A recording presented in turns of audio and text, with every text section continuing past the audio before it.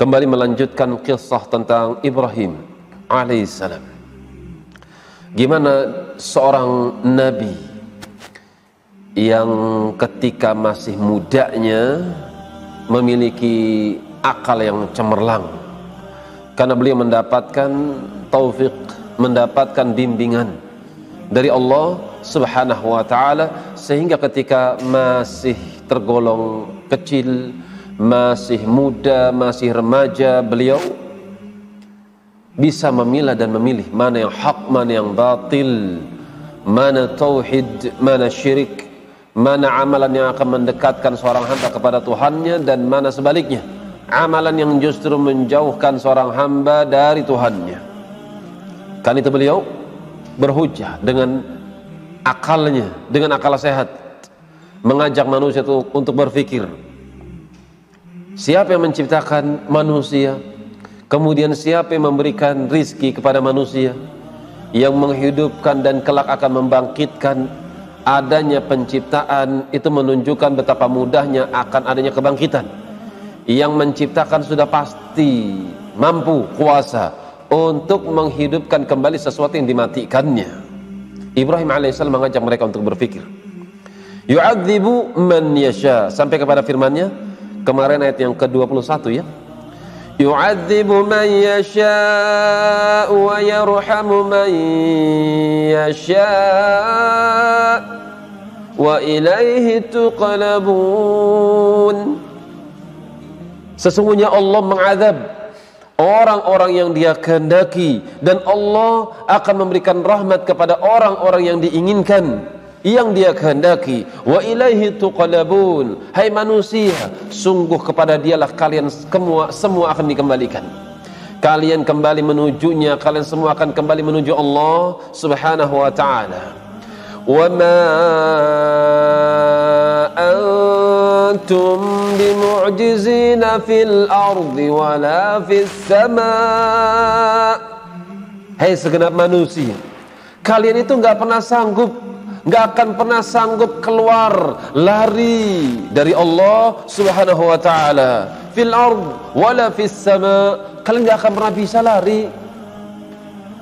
Kalian gak akan pernah bisa sembunyi, lari daripada buminya Allah, lari daripada langitnya Allah. Kalian gak akan pernah mampu.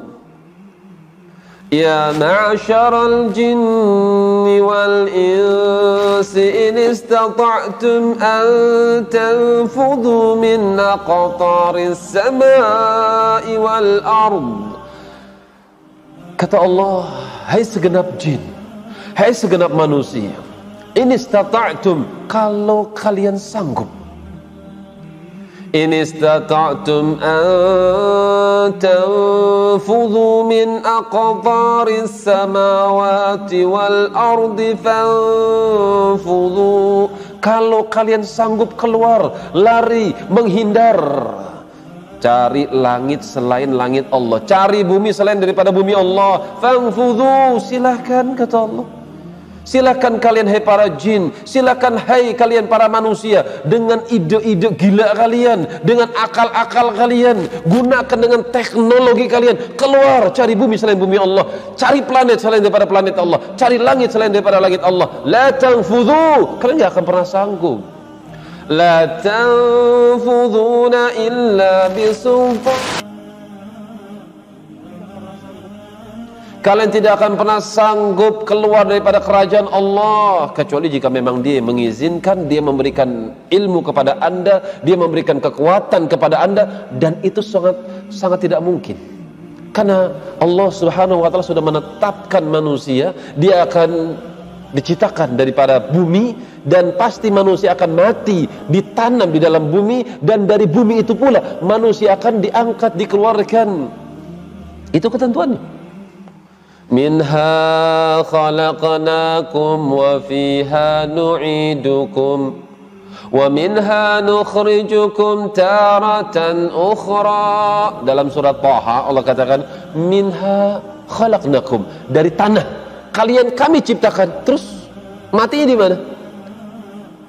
Wa fiha nu'idukum, pasti manusia akan mati di tanah juga, mati di bumi, nggak mungkin mati di sana, mati di Mars. tetap masih dalam lingkup alamnya yang Allah ciptakan, masih dalam lingkup bumi. Meninggal di Pluto, meninggal di Jupiter nggak mungkin, pasti meninggal di bumi. Wa minha nukhrijukum taratan ukhra, dan dari situ pula kami akan bangkitkan mereka pada waktu yang lain. Wa ma lakum min dunillahi min waliyyin wala nasir, dan sekali-kali kalian tidak akan pernah punya penolong, tidak akan pernah kalian memiliki pembela selain Allah. Kalau Allah sudah memberikan hukuman kepada kalian, siapa yang sanggup? Yang sanggup memberikan pertolongan, yang sanggup memberikan pembelaan ketika Allah mengadab kalian? Tentu nggak akan pernah ada yang sanggup. Arca-arca kalian tidak akan pernah sanggup. Walladzina kafaru biayatillahi wa liqa'ih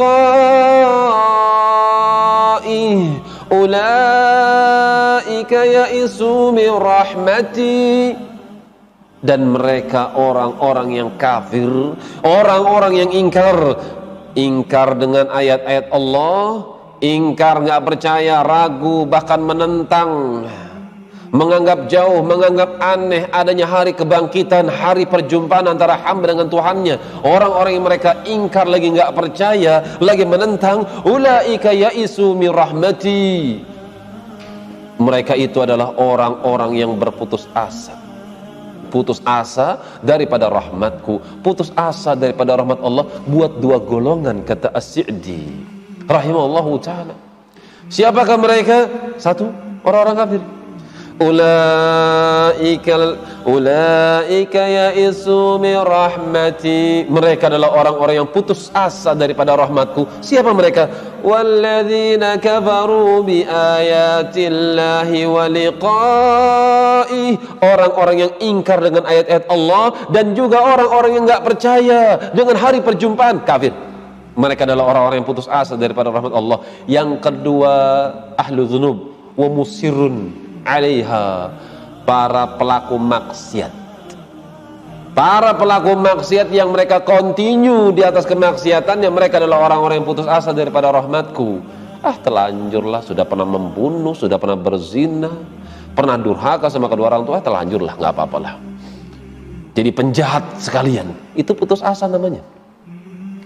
Sebanyak apapun jiwa, sebanyak apapun, sebanyak jiwa yang sudah kalian bunuh, yang pernah dibunuh oleh manusia, ya kalau kembali dia akan mendapatkan taubat sebetulnya.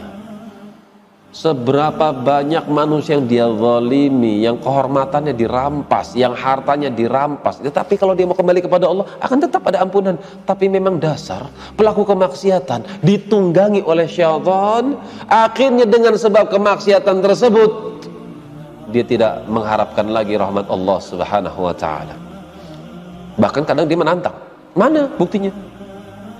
Kalau memang Allah itu ada, kenapa saya melakukan kemaksiatan? Kok saya tidak diazab?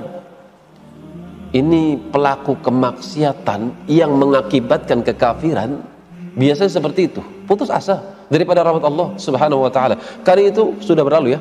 Nabi Salih alaihissalam mengingatkan kaumnya, kalau minta itu jangan azab, kalau minta itu rahmah, jangan minta diazab. Itu ucapan orang-orang yang putus asa. Kan itu mereka menantang azab. Dan Saleh memberikan nasihat yang sangat indah pada mereka. Qala ya qaumi lima tasta'jiluna bis-sayyi'ati qabla al-hasanah. Kenapa kok minta yang jelek sebelum kau minta yang bagus? Laula tastaghfiruna Allah la'allakum turhamun. Kalau kalian istighfar, pasti kalian dirahmati. Kalau kalian kembali, pasti kalian mendapatkan rahmat. Sebesar, segede, seberat apapun dosa, pasti ada ampunannya. Tapi memang ya, ketika hati sudah ditunggangi oleh syaitan, maka mereka menjadi golongan orang-orang yang ulaika ya'isu min rahmati, golongan orang-orang yang putus asa daripada rahmatku. Wa ulaika lahum adzabun alim, orang-orang yang putus asa daripada rahmatku, maka mereka adalah orang-orang yang berhak mendapatkan azab yang pedih. Ini ucapan Ibrahim ketika masih remaja kepada warga kampungnya. Kita lihat ya, sambutan para warga ya kepada seruan Nabi seperti apa.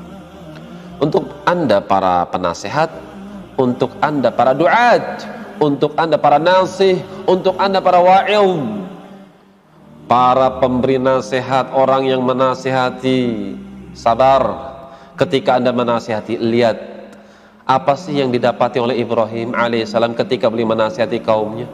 Yuk kembali kepada Allah, yuk beribadah kepada Allah. Apa yang kalian ibadati selain Allah itu pasti nggak bisa ngasih rizki. Itu ucapan Ibrahim alaihissalam. Tinggalkan kemaksiatan, kembali kepada ketaatan. Kalian itu nggak akan pernah bisa keluar daripada kerajaan Allah. Kalau Allah sudah memberikan adab, tidak ada satupun yang sanggup memberikan pertolongan. Itu kata Ibrahim. Tapi kita lihat apa yang terjadi. Fama kana jawab qaumih, fama kana jawab qaumihi illa an qalu uqtuluhu aw harriquh. Fama kana jawab qaumihi, tidaklah ucapan kaum, jawaban kaumnya terhadap Ibrahim alaihissalam kecuali jawaban mereka illa an qalu, ucapan-ucapan warga setempat kepada Ibrahim, uqtuluh, bunuh saja Ibrahim, au harriquh, atau bakar saja dia hidup-hidup. Dan ternyata itu yang mereka pilih ya. Mereka memilih untuk mencoba membunuh Ibrahim dengan cara pembakaran. Apakah Allah diam? Ketika melihat wali-wali Allah dibakar, ketika melihat wali-wali Allah dibunuh, ketika melihat wali-wali Allah dibinasakan, apakah Allah diam saja? Allahu waliyul ladzina amanu liyukhrijakum minadh-dhulumati ilan nur. Ya Allah pasti nggak diam, karena Dia Allah waliyul ladzina amanu. Allah adalah pembela mereka, orang-orang yang beriman. Kan itu Allah katakan di sini, fa'anjahu Allahu minan nar. Allah pun selamatkan Ibrahim minan nar, daripada api yang telah melahap sekian banyak bahan bakarnya, telah melahap sekian banyak batang-batang dan ranting-ranting untuk membakar Ibrahim, sia-sia. Inna fi dzalika laayatin liqaumin yu'minun. Sungguh yang demikian terdapat tanda pada peristiwa Ibrahim alaihissalam, terdapat tanda yang sangat menakjubkan. Tanda-tanda daripada tanda-tanda kebesaran Allah liqaumin yu'minun, bagi mereka orang-orang yang beriman. Lihat bagaimana Ibrahim alaihissalam ketika mereka membuat makar, ternyata Allah jadikan makar mereka adalah makar yang sia-sia. Maka Ibrahim alaihissalam ketika itu berpidato kepada mereka, wa qala innama ittakhadtum min dunillahi awthana.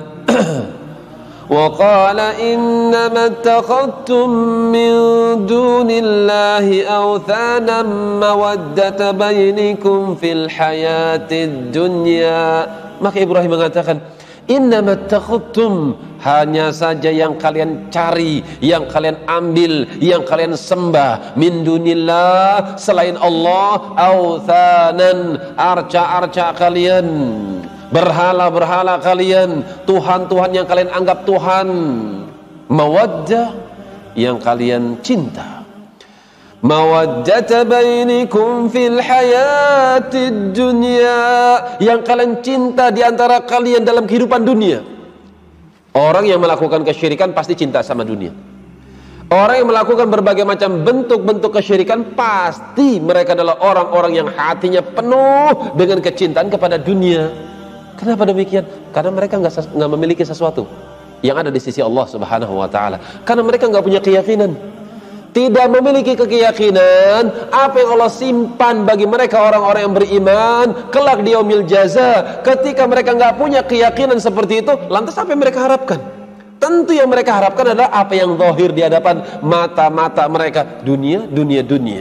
Ayat ini memberikan pelajaran buat kita bahwasanya orang kafir, orang musyrik, ketika mereka beribadah kepada Tuhan-Tuhan arca-arca mereka bangun dengan cinta. Anda seorang muslim, Anda seorang ahli tauhid, Anda lebih layak untuk mencintai Allah ketika Anda ruku, ketika Anda sujud. Bukan ketika ruku Allahu Akbar, ya Allah imam lama banget ya. Sami'allahu liman hamidah, Rabbana lakal hamd. Kok enggak sujud-sujud? Allahu Akbar. Ketika sujud, kok lama sekali imam ini? Saya punya acara ini. Nggak pernah membangun dengan cinta. Ada apa dengan Anda? Orang kafir, orang musyrik, mereka mencintai arca-arca mereka. Kenapa Anda tidak mencintai Allah Subhanahu wa ta'ala? Lantas bagaimana caranya mencintai Allah? Di antara yang pertama, di antara sebab ya, sebab yang menjadikan seorang hamba cinta sama Tuhannya, cobalah nonton kepada nikmatnya. Lihat siapa Anda? Makhluk. Dari mana Anda? Kedua orang tua. Lihat kedua orang tua Anda sehat walafiat. Kemudian Anda punya istri, lihat istri Anda, lihat anak-anak Anda, lihat fisik Anda. Wa fi anfusikum afala tubsirun. Lihat pada fisikmu, lihat pada dirimu. Tidakkah kau memperhatikannya? Dari kecil kau mendapatkan perhatian dari Allah. Dari kecil kau mendapatkan rizki dari Allah. Sampai sekarang, misalnya ada orang ya datang ke sini. Masya Allah, antum ngaji ya? Ngaji, alhamdulillah. Saya punya HP ini, Masya Allah. Harganya lumayan, 10 juta. Tapi saya punya 5. Saya mau kasih kamu 1. Kamu mau gak? Masya Allah, betul antum, akhi. Betul, ini buat kamu. Gratis. Masya Allah. Jazakallahu khairan. Gimana rasanya? Bukankah Anda akan cinta dengan orang yang memberikan HP tersebut? Masya Allah, si fulan. Anda dapat HP ini. Naik tingkat berikutnya. Tetangga punya Alphard 10 misalnya, Anda kebagian 1, Masya Allah. Ini Alphard, Masya Allah, putih, luar biasa, peleknya recing, Masya Allah. Ini buat Anda, Masya Allah. Antum yang benar, jangan bercanda, antum jangan ngejek Anda. Enggak, Anda enggak ngejek antum. Anda punya Alphard 10, Anda bosan sama Alphard, Anda pengen ngasih antum, Masya Allah, Alphard putih buat antum. Pajak per bulan Anda yang bayarin, atau per tahun Anda yang bayarin. Ini kunci, ini BPKB, ini STNK, free buat antum. Gimana perasaan antum? Masya Allah, si fulan. Antum cinta dengan si fulan. Kenapa? Dia telah memberikan Anda Alphard. Sekarang Allah, apa yang sudah Allah berikan kepada Anda? Mata berapa harganya? Nggak ada harganya. Kuping tuh berapa harganya?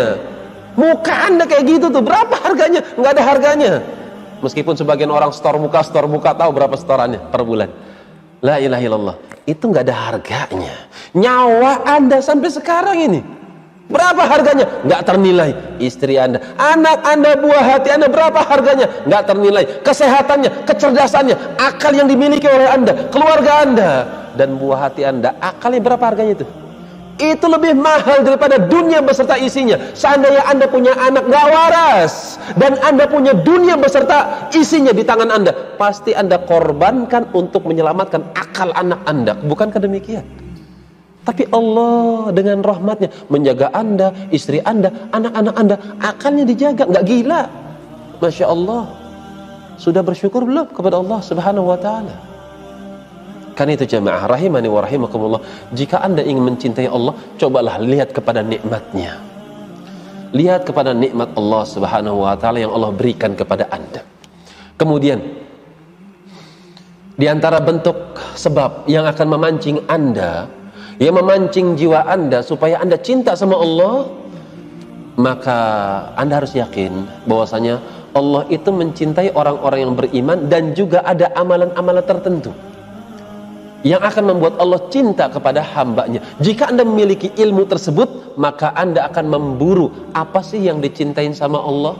Ketika Anda sudah menempuh jalannya, maka kelak akan muncul dalam hati Anda otomatis. Anda ingin mendapatkan kecintaan Allah Subhanahu wa ta'ala dengan amalan-amalan yang Anda tempuh. Itu diantara dua sebab yang saya ingat ya. Kan itu belajar untuk mencintai Allah Subhanahu wa ta'ala. Resapi ketika Anda beribadah. Misalnya ketika zikir Anda katakan La ilaha illallah wahdahu la syarikalah tidak ada ilah yang hak untuk diibadati kecuali Allah semata. La syarikalah, tidak ada sekutu baginya.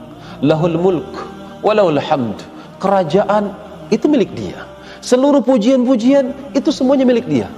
Yuhyi wa yumit, dia maha hidup dan dia menghidupkan dan juga dia mematikan. Wa huwa ala kulli syai'in qadir, dan dia Allah maha kuasa atas segala sesuatu. Pernah nggak Anda zikir kayak gitu seraya meresapi di dalam hati Anda? Beda rasanya jemaah. Ketika Anda mengucapkan la ilaha illallah wahdahu la syarika lahu lahul mulku wa lahul hamdu yuhyi wa yumiitu wa ala kulli syai'in qadir, beda rasanya. Ketika Anda sekedar mengucapkannya tapi Anda tidak menghadirkan hati Anda, beda rasanya. Tapi ketika Anda mengucapkan subhanallah, subhanallah, maha suci Allah, maha suci Allah dari berbagai macam kesyirikan, maha suci Allah dari berbagai macam bentuk-bentuk kesyirikan, subhanallah, alhamdulillah, segala puji milik Allah, alhamdulillah. Seraya Anda tadabbur, tafakur dengan akal Anda, tadabbur dengan hati Anda, niscaya Anda akan mendapatkan kualitas ibadah yang berbeda dengan ibadah yang kosong daripada khusyuk, dan itu akan melahirkan kecintaan Allah Subhanahu wa ta'ala. Wa qala innama attakhadtum min dunillahi awthanan mawaddata bainakum fil hayatid dunya. Ibrahim alaihissalam mengatakan, hanya saja yang kalian jadikan sebagai Tuhan-Tuhan selain Allah, maksudnya awthanan, dari arca-arca, mawaddata bainakum fil hayatid dunya, yang kalian diantara kalian itu saling mencintai dengan arca-arca kalian, itu cuma sebatas kehidupan dunia saja. Nanti hari kiamat seperti apa? Thumma yawmal qiyamati yakfuru ba'dukum bi ba'din wa yal'anu ba'dukum ba'dha wa ma'wakumun nar. Nanti pada hari kiamat pasti sebagian kalian dengan sebagian yang lain saling mengingkari. Jika ada penyembah kubur yang dia beribadah di sisi kuburan, yang dia minta, Mbah, saya minta jodoh Mbah, tolong sampaikan kepada Allah Mbah, kalau saya jomblo pengen nikah Mbah, belum dapat jodohnya. Itu mbah-mbah yang disembah di kuburan, nanti pada hari kiamat akan berlepas diri bahwasanya saya tidak pernah memerintahkan mereka untuk minta di kuburan saya. Padahal kalau pengen tahu, si mbah itu meninggal belum nikah juga, padahal mbahnya jomblo juga padahal. Yakfuru ba'dukum bi ba'din, nanti pada hari kiamat sebagian mereka dengan sebagian yang lain yakfur, mereka saling mengingkari. Ya Allah, saya tidak pernah memerintahkan mereka untuk meminta kepada Engkau di sisi kuburanku. Ya Allah, ya Allah, saya nggak pernah meminta, saya nggak pernah memerintahkan, saya nggak pernah mensyariatkan, saya nggak pernah mengajarkan kepada manusia. Kalau minta kepada Allah, sebut nama saya 3 kali. Saya nggak pernah, ya Allah. Yakfuru ba'dukum bi ba'di wa yal'anu ba'dukum ba'dha, dan mereka akan melaknat satu dengan yang lain. Para pengikut, follower, mereka akan berdoa kepada Allah supaya orang yang dijadikan panutan, orang yang dijadikan ikutan, ternyata mereka salah di dalam mengikutinya. Maka para follower akan berdoa kepada Allah Subhanahu wa ta'ala agar orang yang diikuti, orang yang menjadi panutan, diberikan hukum 2 kali lipat lebih dahsyat. Rabbana atihim di'faini minal azab wal'anhum la'nan kabira. Duhai Allah, berikanlah mereka azab 2 kali lebih dahsyat daripada azab yang kau timpakan kepada kami, ya Allah. Berikan dia laknat yang lebih besar daripada laknat yang kau timpakan kepada kami, ya Allah, dengan laknat yang sebesar-besarnya. Anda baca surat Al-Ahzab di akhir-akhir, mereka berlepas diri, nggak mau mereka disalahkan, dan mereka pun nggak mau para panutan yang diikuti, mereka pun akan berlepas diri. Kan itu hati-hati, jangan salah di dalam mencari panutan. Jangan salah mencintai seseorang. Cintailah Allah dan cintailah makhluk-makhluk Allah yang Allah cinta kepada makhluk-makhluk tersebut dari kalangan hamba-hambanya yang salih. وَمَا لَكُمْ مِنْ نَاصِرِينَ, dan sekali-kali mereka tidak akan pernah punya penolong. Itu sepintas daripada kisah Ibrahim yang disebutkan dalam surat Al-Ankabut. Kembali kepada ucapan Ibnu Katsir, thumma dzakara ta'ala munadharatahu li abihi wa qaumihi kama sanadkuruhu insyaallah ta'ala. Kemudian dalam ayat yang lain kata penulis, Allah pun menyebutkan dialog antara Ibrahim dengan ayahnya, antara Ibrahim dengan kaumnya, sebagaimana nanti yang akan saya sebut insyaallah ta'ala. Kata beliau rahimallahu ta'ala, wa kana awalu da'watihi li abihi, sebetulnya orang yang pertama kali didakwahi oleh Ibrahim alaihissalam adalah ayahnya, bapaknya sendiri. Lihat ya, keluarga dulu, wahai para pengusung khilafah, keluargamu sudah belum?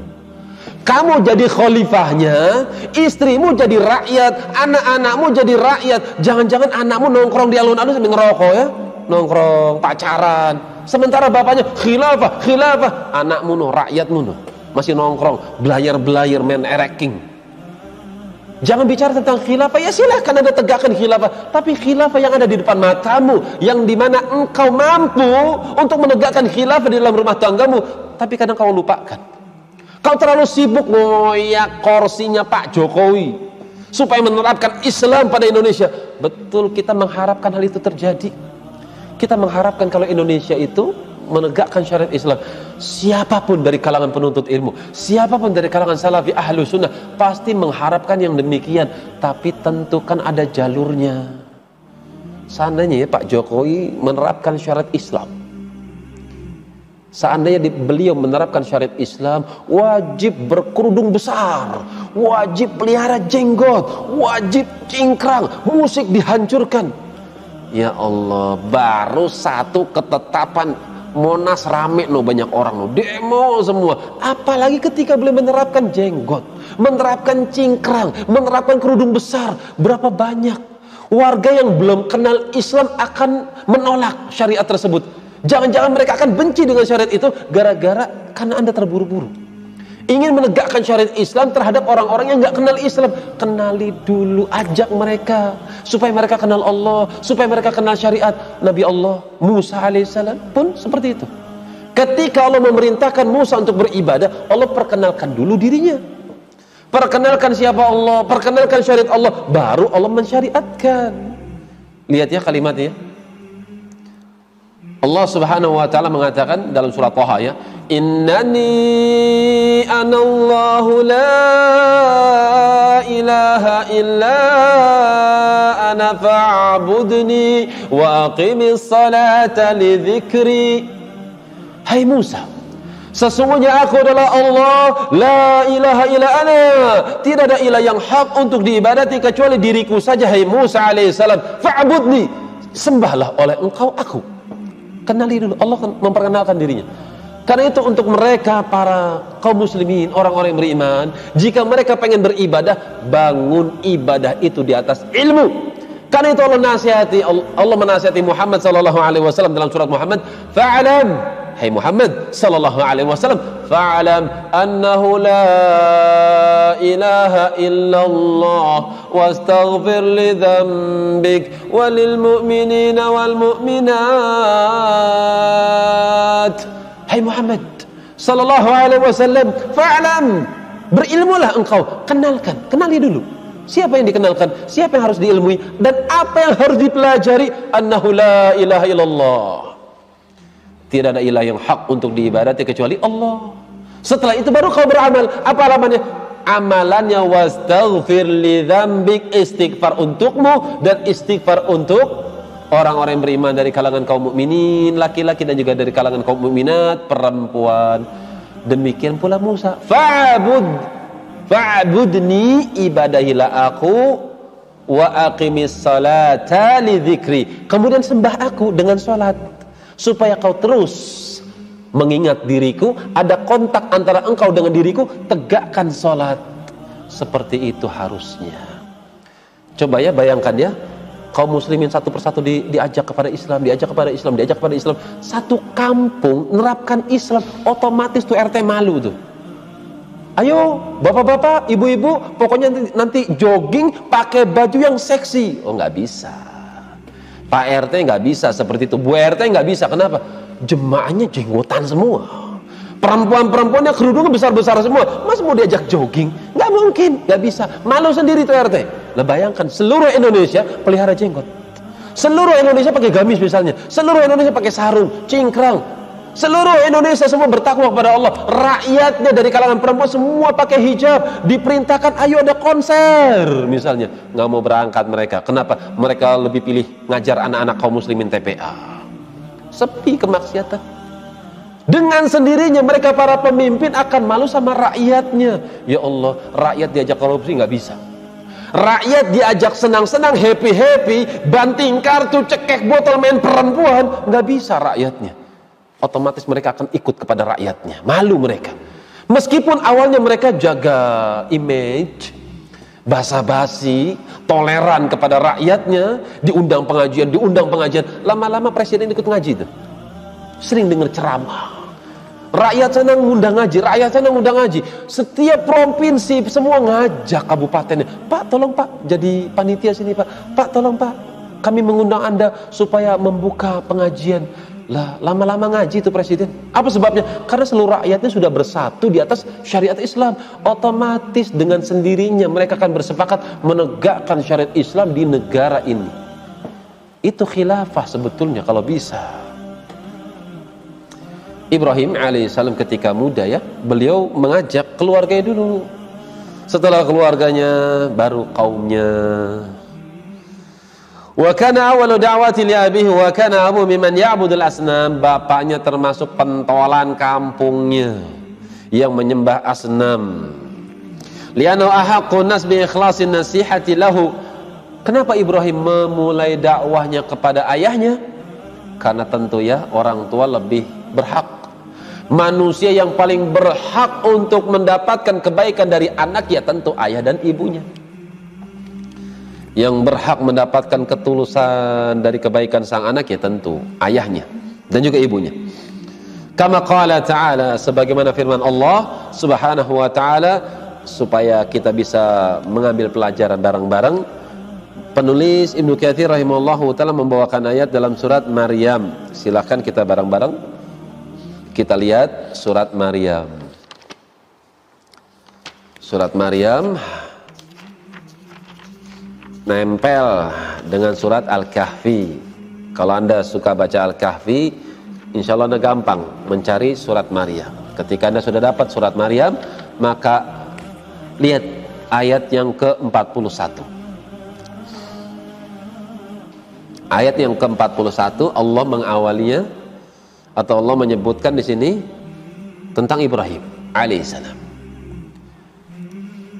Siapakah Ibrahim? Allah ingatkan di sini. Wadhkur fil kitab Ibrahim innahu kana siddiqan nabiyya. إذ قال لأبيه يا أبت لم تعبد ما لا يسمع ولا يبصر ولا يغني عنك شيئا. Wadhkur, dan ambil pelajaran.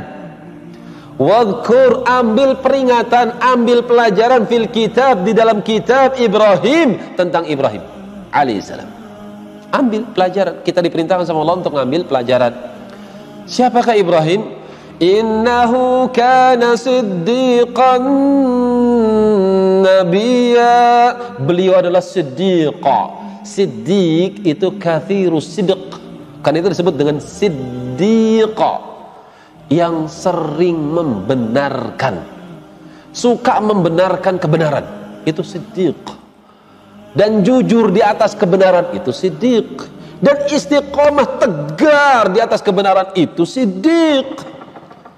Dan siddiqnya umat ini ya Abu Bakar As-Siddiq. Kenapa dikatakan As-Siddiq? Ketika manusia dibuat guncang dengan berita Isra wa Mi'raj, Abu Bakar tanpa ada keraguan sedikit pun, seandainya Muhammad mengatakan yang lebih dahsyat daripada Isra wa Mi'raj, aku tetap membenarkannya. Dasar kau siddiq, kata mereka. Anta siddiq, memang engkau orang yang suka membenarkan, engkau orang yang jujur di dalam membenarkan dia, Muhammad sallallahu alaihi wasallam. Karena itu Abu Bakar As-Siddiq mendapatkan gelar Abu Bakar As-Siddiq, orang yang suka membenarkan dan banyak membenarkan kebenaran, dan tangguh kokoh, enggak goyah, enggak melempem. Baru lockdown 3 bulan enggak taklim offline, kelepek-kelepek, dikumandangkan sallu fi buyutikum sambil makan santai, sallu fi buyutikum katanya tuh sambil macul. Kalau dulu hayya 'alas shalah, lagi palu bisa berhenti dia, dipanggil, masya Allah, semangat salat jemaah. Tapi ketika pandemi corona, sallu fi buyutikum, asik gergaji, asik biarin sallu fi buyutikum katanya, futur. Padahal diantara amalan yang dicintai sama Allah apa? As-salatu ala waktiha. Salat itu ketika di awal waktu, berjamaah dengan istri Anda, dengan anak-anak Anda. Itu Anda harus memberikan disiplin di situ. Insya Allah masjid-masjid kita akan dibuka ya. Insya Allah kita minta sama Allah Subhanahu Wa Taala, semoga masjid kita dibuka dalam waktu singkat Insya Allah. Kemudian kita akan buka tahapan berikutnya, taklim kita akan dibuka Insya Allah, tetap mengikuti protokol kesehatan Insya Allah Taala, supaya nggak ada lagi ya berita-berita futur, masya Allah, hati gersang. Ya kasih pupuk biar nggak gersang. Gimana caranya? Baca Quran. Terus habis baca Quran gimana? Ya cobalah Anda belajar untuk online serius. Jangan lupa minta doa ya. Minta seperti Musa alaihissalam, Rabbi syrah li sadri, ya Allah lapangkan hatiku ya Allah supaya aku bisa menerima ya Allah. Wa yassir li amri, mudahkan urusan kami ya Allah. Angkat wabah ini ya Allah. Wahlul 'uqdatam min lisani yafqahu qawli, dan ya Allah jadikan aku orang yang pintar mengungkapkan kalimat ya Allah, supaya orang-orang itu mudah paham dengan ucapan yang aku lontarkan. Itu doanya Musa alaihissalam. Karena itu jadilah Anda sebagai seorang mukmin yang tangguh seperti Abu Bakar As-Siddiq radhiyallahu taala. Innahu kana siddiqan nabiyya. Siapakah Ibrahim? Beliau adalah seorang yang siddiq, orang yang banyak membenarkan kebenaran. Ketika ada kabar kebenaran, maka beliau adalah orang yang suka membenarkan. Apa yang Allah sampaikan pasti benar. Apa yang Allah sampaikan pasti benar. Itu Ibrahim alaihissalam, seperti Abu Bakar As-Siddiq. Dan ketika ujian demi ujian, ketahuan kejujurannya. Seperti Ibrahim alaihissalam, mau dibakar, mau dibunuh, tetap hadapin. Itu Ibrahim alaihissalam. Demikian pula murid-muridnya Muhammad sallallahu alaihi wasallam, di antaranya adalah Abu Bakar As-Siddiq radhiyallahu ta'ala anhu. Ketika dunia itu berhadapan dengan agama, pasti ketahuan di situ. Yang Siddiq pasti dunia akan dilepas dan dia akan berpegang dengan tali agama. Tuh Siddiq. Siapa mereka? Ya Muhajirin. Kaum Muhajirin, mereka adalah Siddiq, orang-orang yang benar keimanannya, tangguh keimanannya. Lil fuqara'il muhajirin alladzina ukhriju min diyarihim wa amwalihim yabtaghuna fadlan min Allahi wa ridwana wa yansuruna Allah wa rasulahu ulaika humus sadiqun. Orang-orang fakir dari kalangan muhajirin yang mereka keluar dari kampung halaman mereka, meninggalkan rumah mereka, meninggalkan duit, meninggalkan dunia mereka. Ngapain mereka tinggalkan kampung? Ngapain mereka meninggalkan duit-duit mereka? Yabtaguna fadlan minallahi wa ridwana. Mereka mengharapkan keutamaan dari Allah, mengharapkan ridha Allah. Wa yansurunallaha wa rasulah. Dan mereka ingin membela Allah dan juga ingin membela Rasulnya. Ulaika humus sadiqun. Mereka itu adalah orang-orang yang benar keimanannya. Siapa? Muhajirin. Maka siapa yang benar keimanannya, jujur keimanannya, maka mereka seperti Muhajirin, para pengikut setia Muhajirin, dan mereka punya imam. Imam mereka adalah Muhammad sallallahu alaihi wasallam, dan imam mereka adalah Ibrahim. Innahu kana siddiqan nabiyya. Beliau adalah seorang yang benar keimanannya, jujur keimanannya, suka membenarkan kebenaran. Nabiyan, dan beliau adalah seorang utusan kami, Nabi. Ini sifat Ibrahim alaihissalam. Sisanya pekan depan insyaallah taala. Demikian wallahu taala alam bis-shawab. Subhanakallahumma wa bihamdik asyhadu an la ilaha illa anta